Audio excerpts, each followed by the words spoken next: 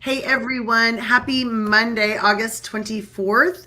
I'm Tanya Farron. I'm your host for tonight's Parent to Parent, and we're going to talk about calming the chaos, basically, of back to school with Heather Jones. I'm going to bring her up in just a minute, but also just to remind you that I am the author of Raising the Well Adjusted Child, a Parent's Manual. You can check out the QR code at the top of the page if you want to grab a copy of that. It is on Amazon. It's a great book and a great one to have if you're going to do a parent study or a book club with some friends, a mom's group, a dad's group, something like that.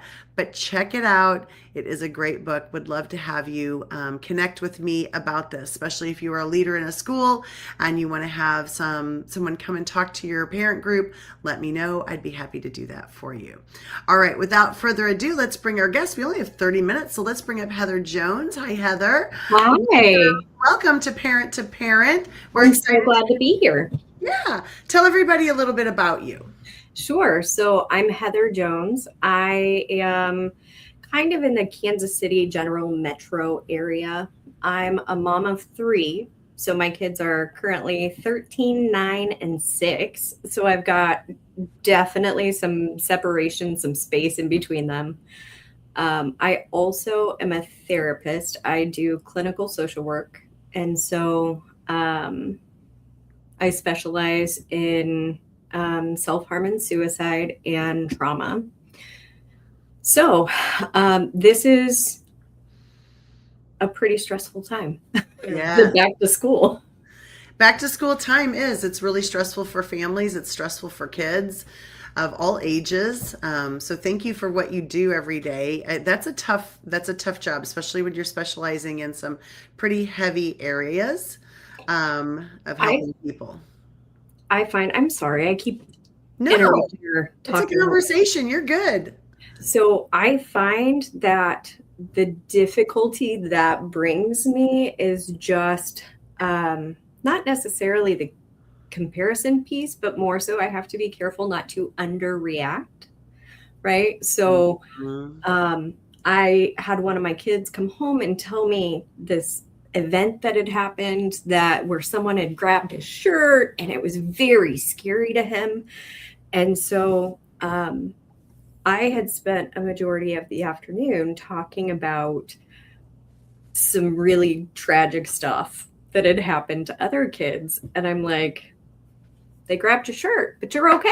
Like, right? You didn't have to go to the ER. You didn't like all these things because I'm so used to hearing them over and over and over. So I Right. try really hard not to underreact. Right. Or desensitize, right, from what you really work with that might be a higher, stress level topic or conversation or higher risk, I guess you could say something like that. So, yeah, that is true. I think in both of our professions, honestly, Heather, Mhm. you as a therapist, me as it being in education, I've said to people, I've seen every family dynamic. I've probably heard every story that there could possibly be, and you do have to be cautious of that, right? When you're dealing with your own Mhm. children, to not desensitize yourself or to not listen to what they have to say. So that's a great start, just even in our conversation today. It's back to school. You're a mom of three. You've got three kids in school at different grade levels, too, right? So Mhm. you've got one in middle school and two in elementary. I do. Correct. Mhm. And so, how do you manage all of that? I mean, it's back to school, supplies, meet the teacher, open house, all of that. Got to be in multiple places at one time. How do you manage that? So it is a lot. My calendar and getting on it as early as I can and blocking dates off are really the thing that is helpful to me. With we had popsicle pop in the back to school night and all that. And it was early enough that I'm calling people and saying, hey, can you please move? I need to go meet teachers. Um, so there's a lot with the calendar and making sure that I have the time off and being really intentional with it Yeah. is also really important to me. I understand completely and I agree with you. Like, I'm very much a calendar person, but sometimes these back to school dates really sneak up on us, don't they? Yes. They really sneak up and you're like, oh my gosh. And so here you are trying to move a client, well, what's their need? Can I move them to this time? Will they be okay Yes. with that change? Or, and while I don't know about you, but I could send my husband to go in lieu of me or my mother. They would have probably done that for me. But me as the mom, I wanted to go. Yes. And it's important for my kids that I Yeah. would be there. Yeah. So this year, my partner and I ended up having to tag team. So he ended up going to the back to school night, or I'm sorry, the popsicle pop in, meet the teachers. Yeah. And I ended up going to the back to school night later. Um, and so I asked him, of course, right? Like, how was the teacher? How does she seem? Like, what did she look like? So I can get this idea in my head. And of course, he's like, I don't know. I wasn't looking. I wasn't paying attention. Why do you want to know? I don't know. We went and met them. We had popsicles. We did our thing, right? I love that. That is so funny. It's so true too. That happens like that. And I know even for me, like there were times though my schedule wouldn't allow it because I was in a school and they were in a school. So my meet the teacher night might be the exact same night theirs was. And me being the principal, I may have to have been there, Mhm. to support that. And so those were hard choices to make and, hard to do. Um, how do you have that conversation with your kids? That you can't be there or you both can't be at the same place. Yeah. So that is really, really, really hard. And I will tell you, when I first opened private practice, my oldest was just a teeny tiny baby, right? Hmm. But as part of opening a private practice, I was really hungry. I worked a lot of hours. I had to bring in income to help support my family. Hmm. And so I spent a lot of time working. And this was before telehealth, before virtual was accepted, and all of that. And so he asked me one day, he said, or he asked me if I live at my office now or if home was still my home. And that was when I was like, okay, I gotta cut back. I need to get more balance. And Mm. so my kids are aware that I am a therapist, that I work with people who have really, really big worries, problems, and fears. And so sometimes I have to meet with those people when they're available because their worries, problems, and fears are so big. Hmm. Yeah. That is hard. And explaining that to your kids, they probably understand it more now, but that is hard. You do have to explain that, one, I have to have a job and I have to work. So, and then I'm here in the people helping business. And so I have to be available to people who are in need of me at this time. But Mhm. dad or someone can take care of you, grandma can take you, and you'll be okay. You'll still get to Absolutely. go to popsicle night. And so I remember going shopping for school supplies, and I remember one of my friends, she was a teacher, she didn't have any children, and she said, I'll go with you to go school supply shopping. And I was like, really? She was, yeah, you give me one list and you take a list of the kids and we'll go our separate ways. And she came back and she was like, this is absolutely ridiculous. Like, she was Mhm. like, what do you mean they need a red folder, a blue folder, a yellow folder? What, they don't have any of those over there. That she wants the one with the kittens on it and she wants the this. And so it was really eye-opening for someone who was an educator even but a non-parent to really see what do we have to go through with going through these lists and our school supplies. How do you Mhm. manage that with 3 kids? Because I know with 2 kids, it's a lot. Yeah. So, our schools do something that's really, really, really great. And that is in April when they open enrollment for the following year. They also send out a here's the school supplies. You can get them yourself, or here's a company that if you just click Yes. the grades, then we will deliver it. We will do, and I do that every year because It's a lot. It's a lot to take them school back to school shopping, isn't it? Yeah. It really is. There's a lot to manage and to go through. So I agree with that. So how do you manage getting your kids ready for the school year? Like, what are some strategies that you use Mhm. to get them ready to be, whether it's mentally, emotionally, physically, Mhm. ready for school? Yeah. So the big one at our house is more so getting back into the schedule. So, Mm. everybody needs to go to bed at time, like on time. There's not, hey, give me 30 minutes more to do this thing. Maybe I'll give you 5 and then you can go brush your teeth.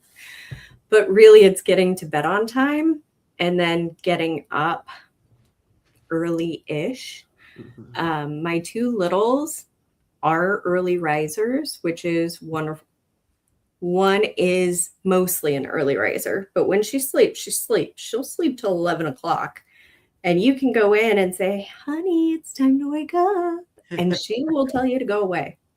So she is probably one of the harder ones to get into schedule. And then my older one asked me this year if I will start earlier next year because he feels like he needs an additional week just to I make the love that. adjustment. So how many days in advance do you start getting them back into a routine? So I kind of start being more firm with bedtime about 2 weeks ahead of time. Mm. And then the earlier schedules, I just start backing them up, right? We might do a couple of days where their wake up time is 8 o'clock and a couple of Mm. days where it's 7:45 and a Gotcha. couple of, yeah, Yeah. And that takes a lot of structure and organization on your end as the mom. yeah. To plan that out and to make yourself, because let's face it, it's kind of fun when they're up a little longer and you don't have to force them to go to bed. And it's kind of nice when they've got a little bit more time, to kind of relax in the mornings. You don't have to rush so much in the mornings, but that does take some discipline on your end as the mom to be able to do that. And And I have to be like a fun killer because yeah, in the summer, it is a huge thing for us to go out and to catch fireflies or lightning sure. bugs and just sit and enjoy. But my daughter for a while would go out every night and tell them good night and she would see them tomorrow. It was the cutest thing. But then she's like, "Can we go like play more with the fireflies?" And I'm like, "No, go brush your teeth." And that's a boundary, right? And you got to hold those firm. Like to you, that just sounds like, no, I just told her no. To you, it sounds like, oh, I just start this 3 weeks early. But to some parents, like, this is something that they probably haven't tried and will make their school year better just by Mhm, implementing these simple little strategies that mhm, take some time and practice and conversations with your kids, just like when you mhm, talked about with your oldest son. Now, I have a story, I'll give you the short version of it with my youngest when she was 2. Getting her to daycare was a miserable activity. She was awful.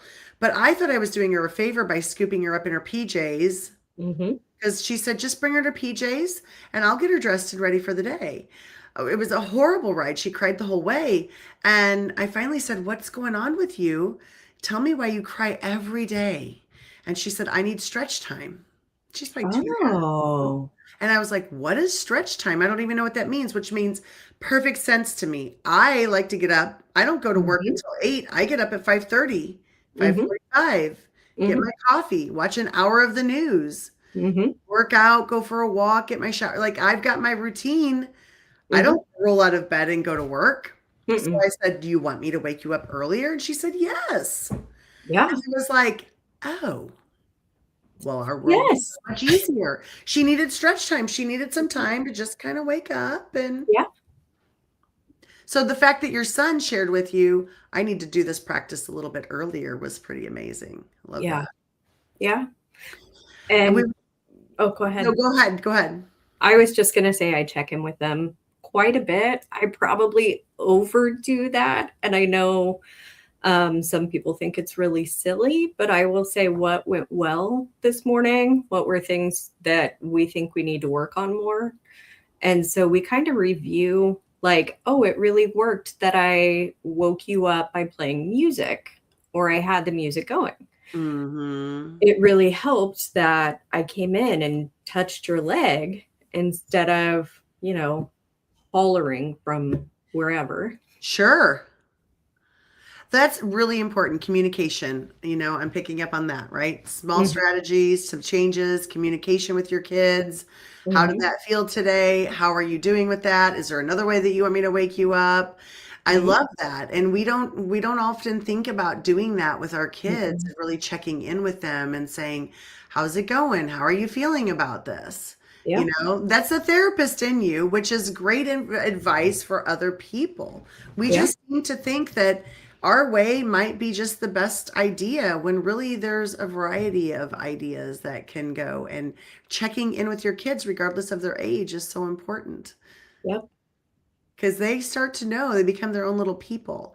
Now, we've got a question. Thank you so much, William, for being here tonight. Is there a higher burden on moms to want to feel present during those school meetings and first day versus the father, or have times changed? Hmm. I think that is a great question. Hmm. So, my partner and I try to do things fairly balanced, but I would say I am more of the people person. And so I am more of the person who interacts at meetings and talks to the teachers. And I'm kind of our spokesperson for our family because I do love my partner, but he is an engineer, and that is not great for communication all the time. Sure. I could see So that. Yeah. I Different do. skill set. Hmm. Well, I was going to say, I also think the area that I'm in, I live in the Midwest, um, and it does seem like there's more of an emphasis on moms are going to be the ones who attend. Hmm. I could see that too, depending on, maybe professions, times of work too, depending on when the open house is. But yeah, I think that a lot of times there is, but I do think it's changing some. I do think it's starting to change. I see a little Mhm. bit of a shift when I deal with parents, Mhm. or talk to parents. I have more male parents coming to me asking questions or, wanting to be Good. involved in things and coming to meetings, which is really, really nice to hear. So thank you, William, for that. And thank you, Nicole, for joining us today.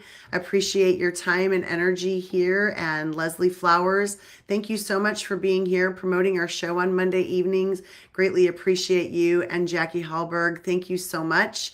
Your fellow therapist here.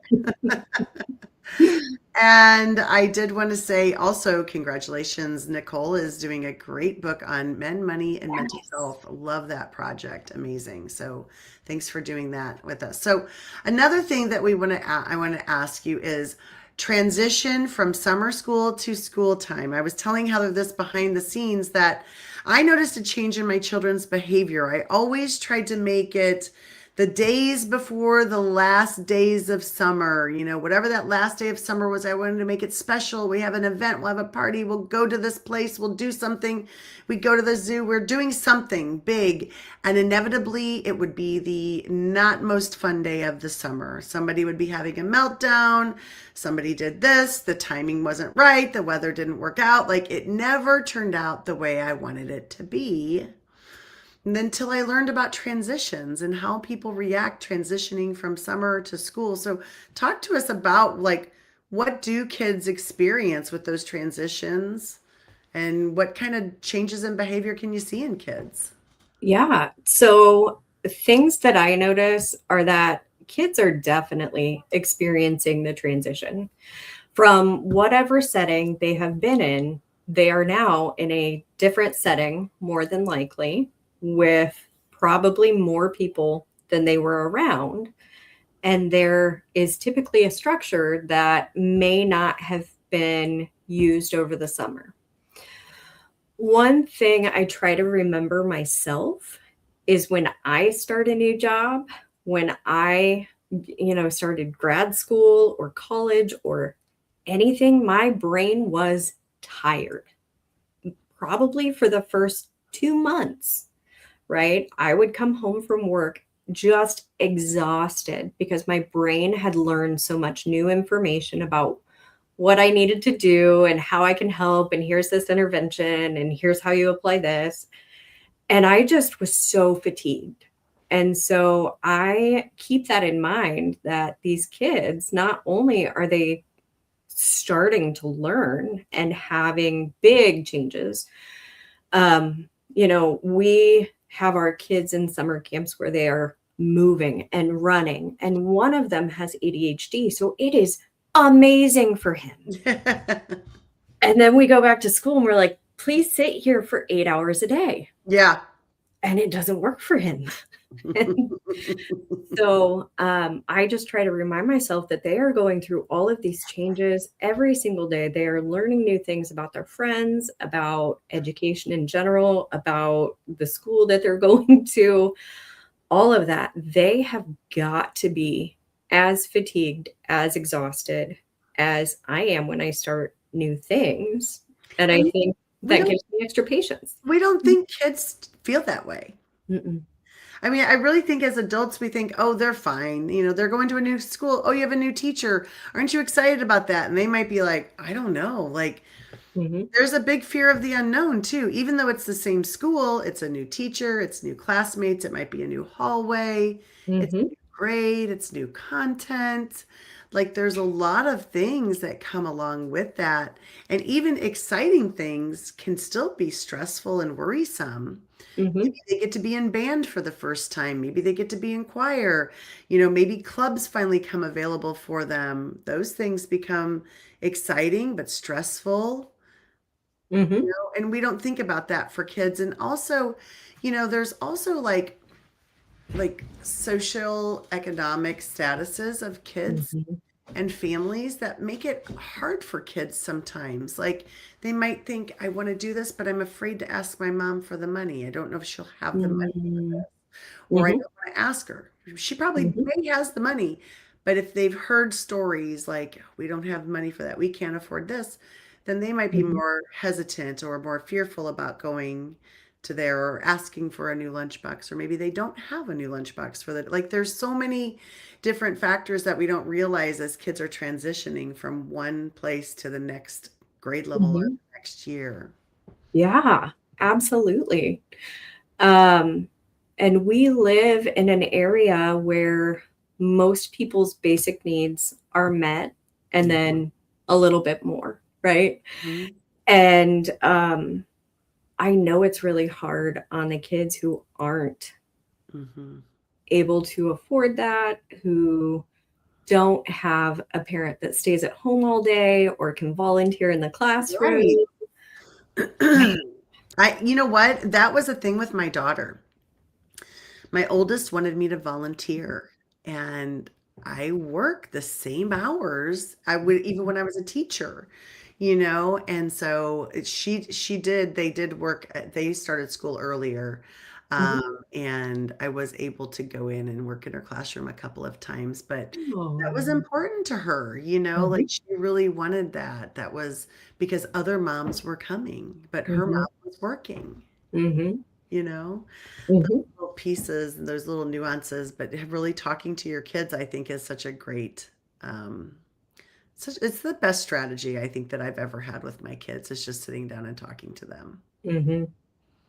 you Yeah. know, and And hearing what they have to say and then figuring out how together can you guys make that work.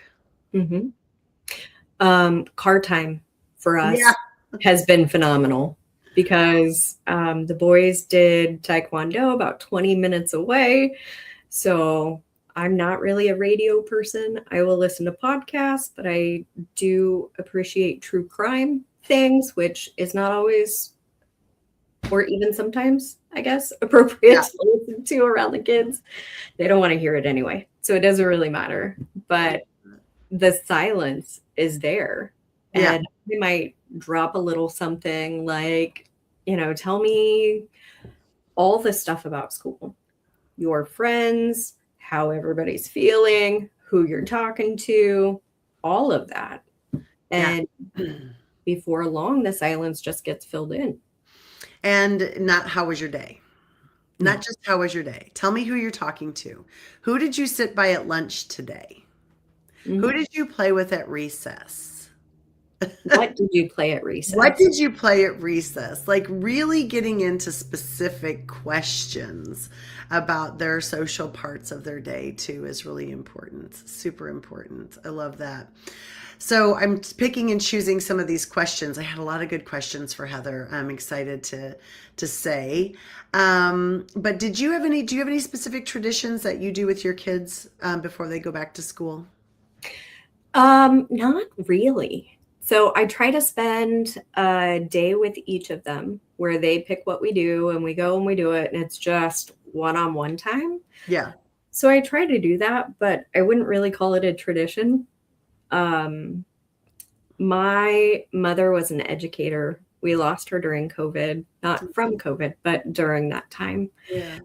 And so she would call the morning of school and get everybody hyped up and how great it was going to be. And then when we would get home, the kids would FaceTime her and just Oh, tell her all about everything. oh, And I that was love pretty it. amazing. That is pretty awesome. Yeah. And that one-on-one time with each child is amazing too. Like that I recommend to any parent, anytime that you can have just one-on-one time with one of your children or, a couple of them at a time, something like that, depending on how many you have, is so nice. So nice. So, kids are excited usually to move to the next grade level. Now I'm not in kindergarten anymore. I'm a first grader. Now I'm not in elementary school. I'm in middle school, and they're excited to move on Hmm. most of the time. How do you feel about that as a mom? About your kids growing up? So I am incredibly sentimental. I know, hard to believe. Um, and my kids love to poke fun at that. So my oldest son, 13, 8th grade, will come to me and be like, Mom, it's my last first day of middle school.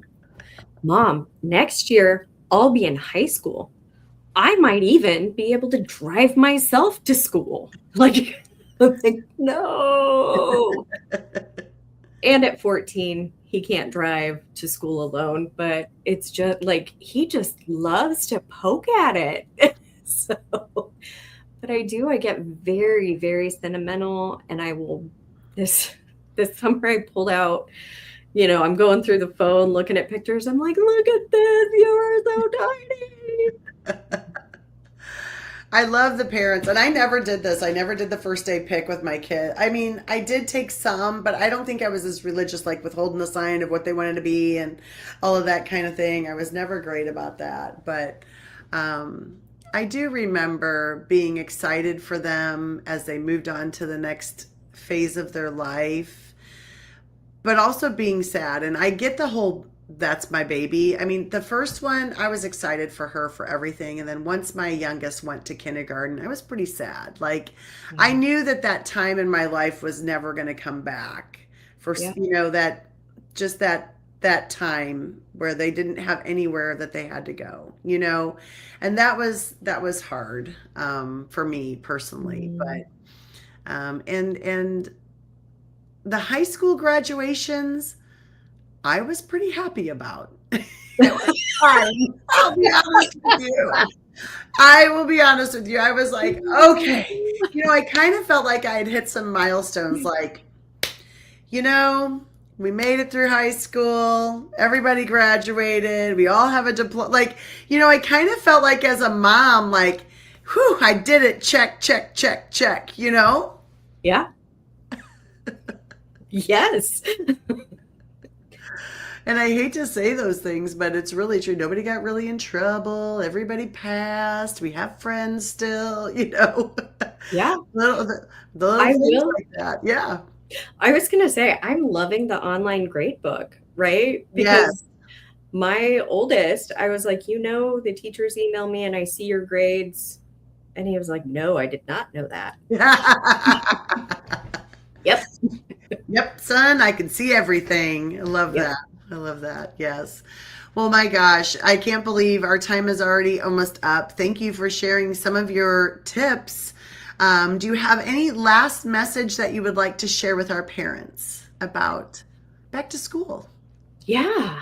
So it's going to be okay. And if you're able, I recommend like trying to connect with the memories of you at that age, right? Like my son's going into fourth grade. So, what was my fourth grade year like? What did I think about? All of that kind of stuff, and trying to connect with that will help you understand how to connect better with them. I love that. That is great. Going back into yourself of what did you feel? What were your worries? What were your fears? What were you excited about? What were you Mhm. involved in at that age? I love that. So that is so great for our parents to remember those types of things. So thank you so much for sharing that. Thank you, Heather, for joining us. Thank you for having me. Yeah, you'll see Heather again. If you want to come to the Work Life Balance Summit, she'll be there. She is a panelist for us for the Work Life Balance Summit. So we would love to see you then. Thank you, Yeah. Heather. And I wish everybody a great week and a happy back to school for many of you. And we'll see you next Monday. Thank you.